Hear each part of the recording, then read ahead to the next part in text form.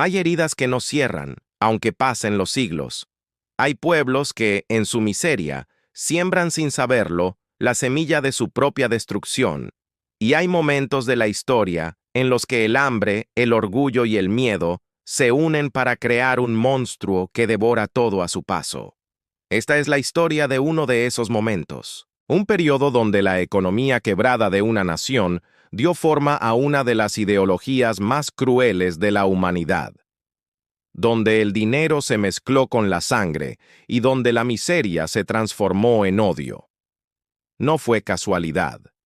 Nada en esta historia lo fue. Alemania, tras la Primera Guerra Mundial, se convirtió en un laboratorio del resentimiento.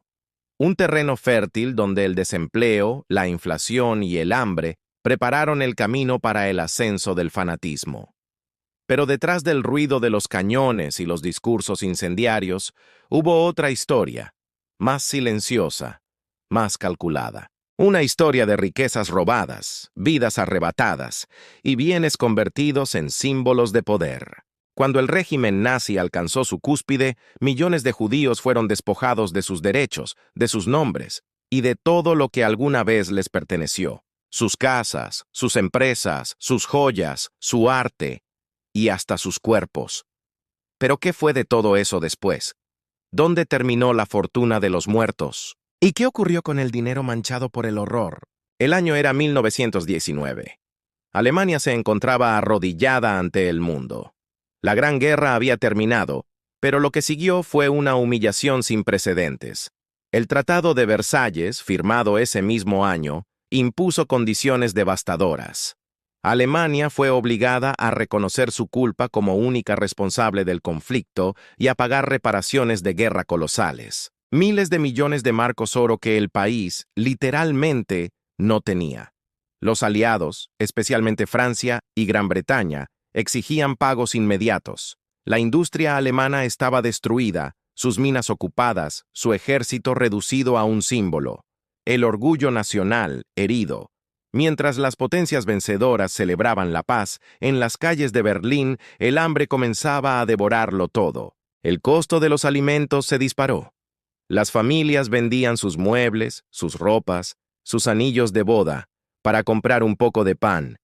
El dinero perdía valor con cada amanecer. Y en medio de ese colapso, la gente comenzó a culpar al gobierno, a los banqueros, a los extranjeros y a los judíos, porque el resentimiento, cuando se mezcla con la pobreza, busca un rostro. Para 1923, Alemania vivía una hiperinflación apocalíptica. El precio del pan se multiplicaba por 1000 en cuestión de días. Los billetes se imprimían sin control y la gente los usaba para encender el fuego. Ni siquiera valía la pena contarlos. Las imágenes son reales. Mujeres arrastrando carretillas llenas de dinero para comprar una hogaza de pan. Niños jugando con fajos de billetes como si fueran juguetes sin valor. Y mientras el pueblo se hundía en la desesperación, las élites financieras, las grandes corporaciones y los especuladores se adaptaban y sobrevivían. La brecha entre pobres y ricos se hizo abismal. El resentimiento se convirtió en el lenguaje nacional. Así nació el terreno perfecto para la desesperanza y para el odio. Cuando la inflación comenzó a estabilizarse a mediados de los años 20, Alemania respiró un poco. El Plan Dawes, impulsado por Estados Unidos, permitió reestructurar las reparaciones y otorgar créditos. La industria volvió a funcionar. Las luces de Berlín resplandecían otra vez, y los cafés se llenaron de artistas, escritores y soñadores. Parecía el renacer, pero solo era una pausa, porque en las sombras el resentimiento no desapareció, solo esperó. En 1929, la Gran Depresión golpeó al mundo. La bolsa de Nueva York se desplomó y, con ella, los préstamos que mantenían viva a Alemania. En cuestión de meses, el país volvió a caer en el abismo. Las fábricas cerraron, el comercio colapsó y el desempleo alcanzó cifras impensables, más de 6 millones de personas sin trabajo. Las colas de hambre se extendían por las ciudades. Los jóvenes, sin futuro, empezaron a marchar en busca de esperanza. Fue entonces cuando el Partido Nacional Socialista comenzó a crecer.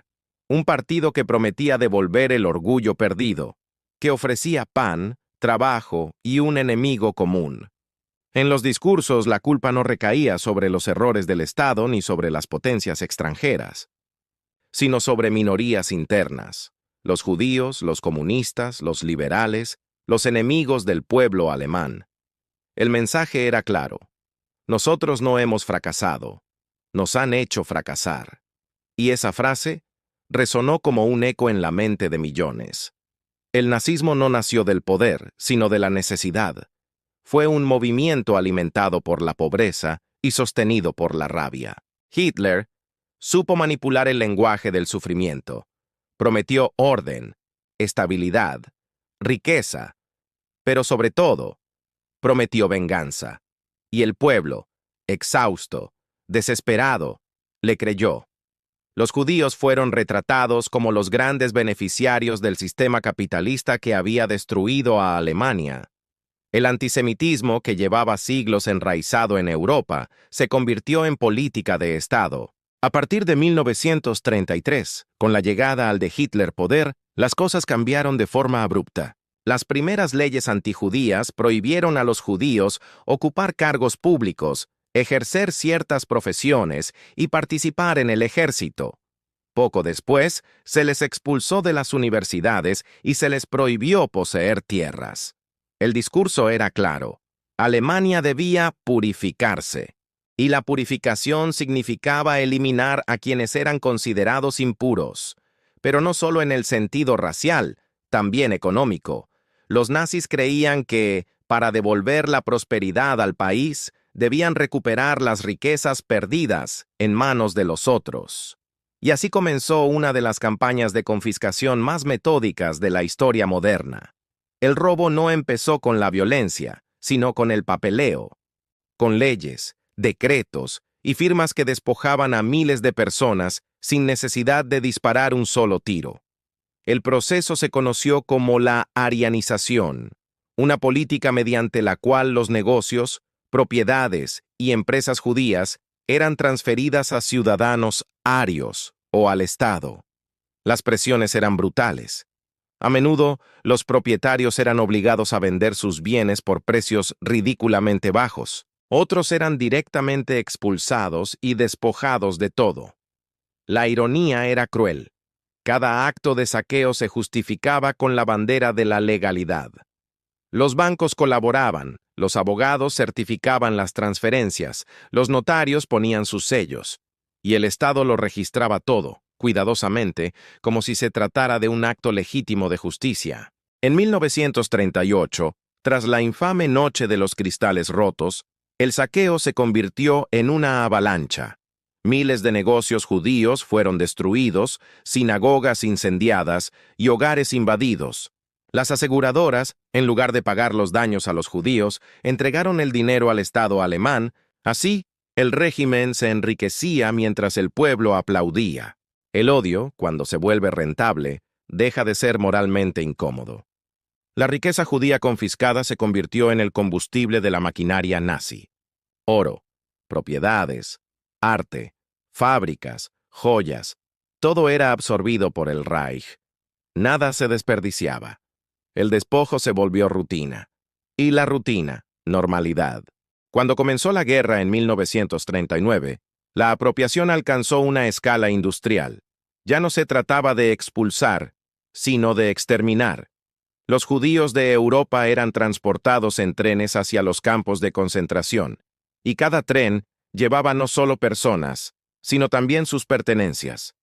Las maletas, cuidadosamente etiquetadas, eran vaciadas al llegar, las ropas clasificadas, los objetos de valor separados.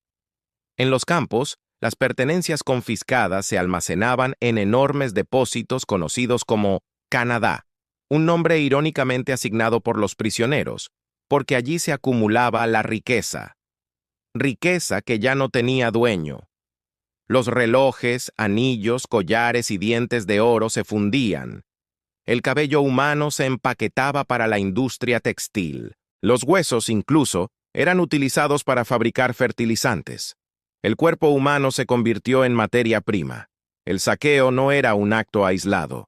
Era parte de la maquinaria económica del Reich, un sistema donde la muerte producía beneficios. Y en las oficinas de Berlín, los funcionarios llevaban registros contables detallados. Cada objeto confiscado, cada moneda, cada propiedad, todo se contabilizaba como si se tratara de un simple inventario comercial. La economía nazi, literalmente, se sostenía sobre los cadáveres de sus víctimas. En 1945, Alemania se derrumbó. El Tercer Reich, que había prometido 1000 años de gloria, duró apenas 12.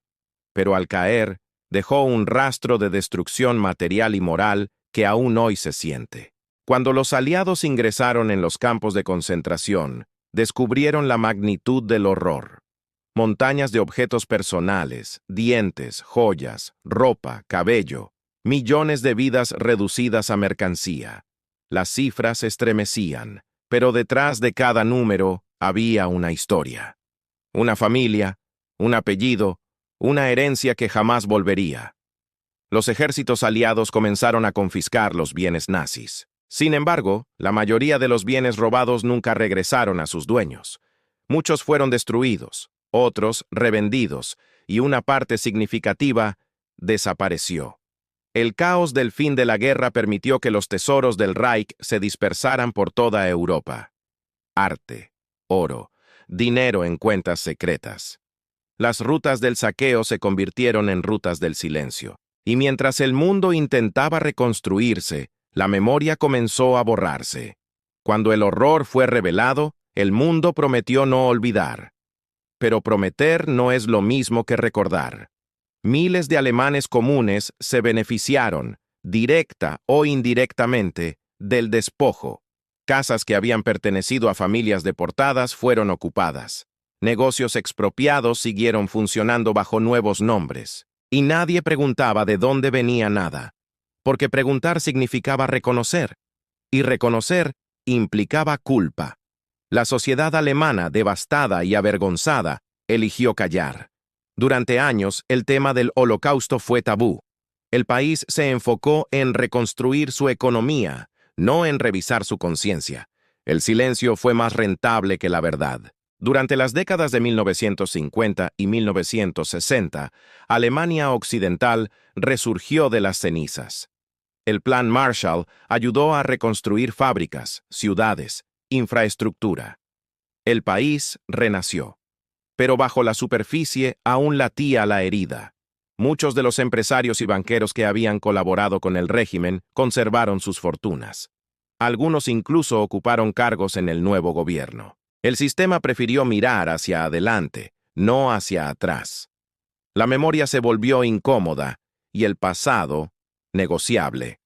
En los museos, en los bancos, en los despachos legales, seguían existiendo rastros del saqueo, pero pocos querían encontrarlos. Era más fácil creer que el horror había terminado que aceptar que aún persistía en la economía, en las calles, en las herencias. Décadas más tarde, los nietos de las víctimas comenzaron a buscar respuestas, a abrir archivos, a pedir justicia, a reclamar lo perdido. Y lo que encontraron fue aterrador. Cuentas bancarias a nombre de personas muertas, obras de arte escondidas durante generaciones, propiedades transferidas bajo nombres falsos. Los bancos suizos, durante años, negaron la existencia de fondos pertenecientes a judíos asesinados. Solo tras una presión internacional se reveló la verdad. En Francia, Austria, Polonia, Hungría y otros países, la recuperación fue lenta, incompleta. Algunos bienes fueron devueltos, otros vendidos, otros destruidos. El valor económico podía calcularse, pero el valor humano, jamás. El nazismo no fue solo un proyecto político, fue también un modelo económico basado en la exclusión, el saqueo y el exterminio. Un sistema que convirtió la pobreza en propaganda y el odio en moneda. La historia demuestra que el hambre y la desesperación pueden desfigurar la moral de un pueblo entero. Alemania fue un ejemplo. Un país culto, industrializado, avanzado, que se dejó llevar por el resentimiento. El Holocausto fue la culminación de una lógica perversa. La idea de que la prosperidad puede construirse sobre las ruinas de otros.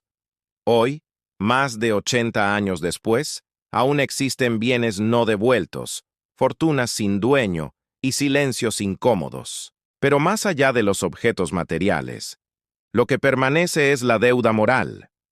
Una deuda que no puede pagarse con dinero ni con disculpas.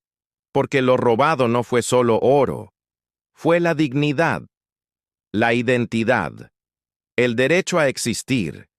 Y esa es la herencia más oscura de todas. Si te gustó este video, dale like y suscríbete. Hasta un próximo video.